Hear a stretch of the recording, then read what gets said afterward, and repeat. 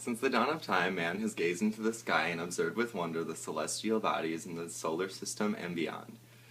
Civilizations from all across the world and throughout history made note of these objects that could be seen throughout the year periodically, such as the changing faces of the moon or the constellations and the stars.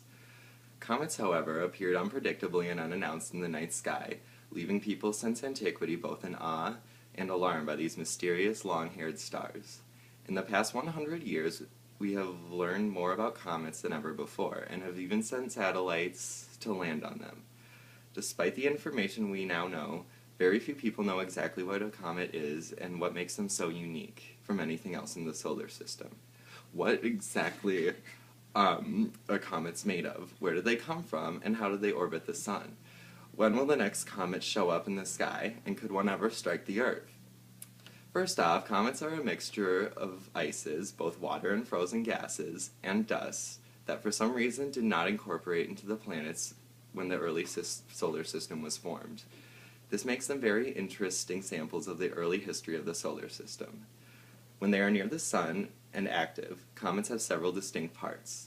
The nucleus, which is a relatively solid and stable, made mostly of ice and gas with small amounts of dust and other solids. The coma, a dense cloud of water, carbon dioxide, and other neutral gases sublimated from the nucleus. The hydrogen cloud, a huge but very sparse envelope of natural hydrogen. The dust tail, which can be up to 10 million kilometers long and composed of smoke-sized dust and particles driven off from the nucleus by escaping gases. This is the most prominent part of the comet to the unaided eye. And the ion tail, as much as several 100 million kilometers long, composed of plasma laced with rays and streamers caused by the interactions with the solar wind. But we learned much more on July 4, 2005, after the Deep Impact space mission. It was the first experiment to probe beneath the surface of a comet, attempting to reveal never-before-seen materials that could provide clues about the internal composition and structure of a comet. The instruments on board of the spacecraft, along with ground-based telescopes and space-based observatories, observed the impact and examined the resulting debris and the interior material. The mission has advanced our understanding of comets, providing a wealth of data that will take years to fully interpret. What we do know from the mission, however, is that comets are incredibly dense, made of frozen gases such as methane, bromine, and water ice, which could explain how Earth got all of its water, something that has puzzled astronomers for quite some time. This also shows how comets differ from asteroids. Although they are in some ways similar, such as in size, asteroids contain far less ice and are mostly solid rock, making them less dense. Asteroids are also mostly stationary, while comets are usually moving at hundreds of feet per second, depending on how close to the sun they are. The two most abundant types of comets are known as long-term and short-term comets. Most comets are small solar system bodies that elongate with elongated elliptical orbits that takes them close to the sun for part of their orbit and then out to the furthest reaches of the solar system for the remainder.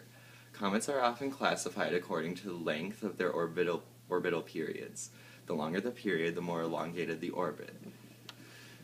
Short-term comets are generally defined as having orbital periods of less than 200 years. They usually orbit more or less in the ecliptic plane of the same and in the same direction of the planets. The orbits typically take them out to the region of the outer planets. Long-period comets have highly eccentric orbits and periods ranging from 200 to 2,000 or even millions of years. We now know what comets are, but do we know where they come from, and how do they find their way to the inner solar system and in our observable view?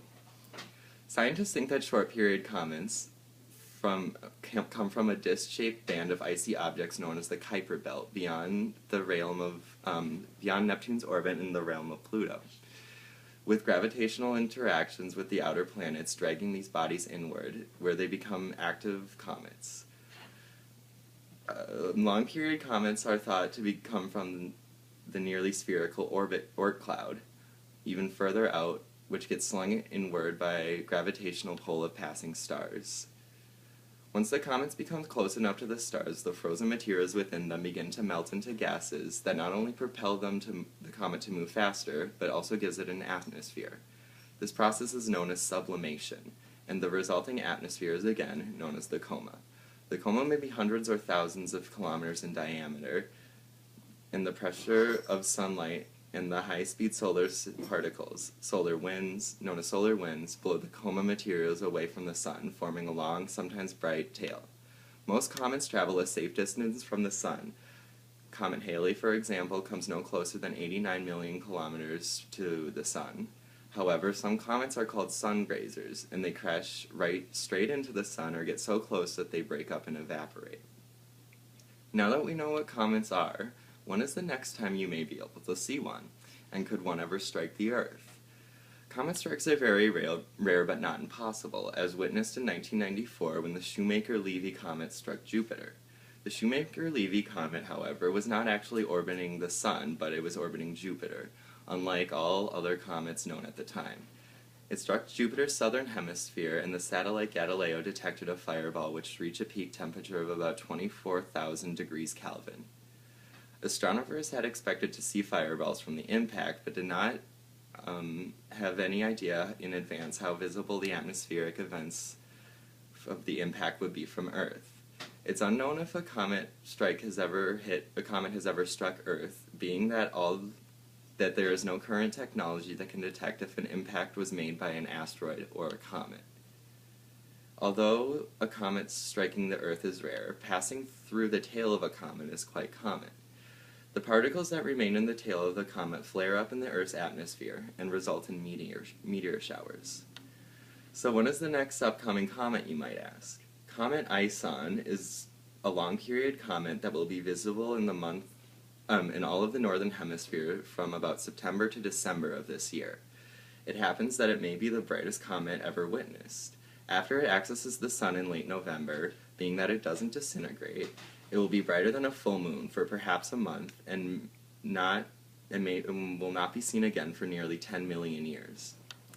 In conclusion, we know exactly what comets are and why they are so unique from anything else in the solar system.